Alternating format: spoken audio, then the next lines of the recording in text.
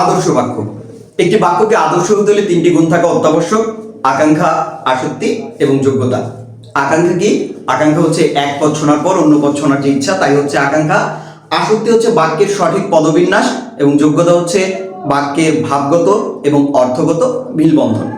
এখানে আমি আকাঙ্ক্ষা লিখতে গিয়ে লিখেছি আমি স্কুলে গিয়ে, এরপরে আমি আর কোনো কিছু লিখিনি। দেখা যাচ্ছে যে গিয়ে পদটির পরে অন্য একটি পদ শোনার আমার ইচ্ছা রয়ে গেছে, কিন্তু আমি যদি লিখতাম আমি স্কুলে গিয়ে পড়বো, তাহলে আর নতুন কোনো পদ শোনার ইচ্ছা আমার থাকতো না, অর্থাৎ তখন বাক্যটি আকাঙ্ক্ষা গুণ সম্পন্ন হতো। এরপর আমি লিখেছি আসক্তি। আসক্তি লিখতে গিয়ে আমি লিখেছি বাবা ইলিশ থেকে বাজার আনবেন।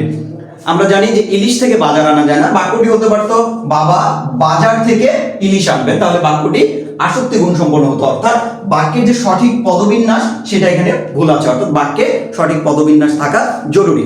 এরপরে যে গুণটি রয়েছে সেটি হচ্ছে যোগ্যতা। আমি এখানে লিখেছি হাতিগুলো আকাশে ওড়ে। আমরা জানি হাতি কখনোই আকাশে উঠতে পারে না, অর্থাৎ এই বাক্যটিতে বাক্যের অর্থগত এবং ভাবগত মিলবন্ধন নেই, যার কারণে এই বাক্যটিতে যোগ্যতা গুণটি হারিয়েছে, অর্থাৎ এই বাক্যটি যোগ্যতা গুণটি হারিয়েছে।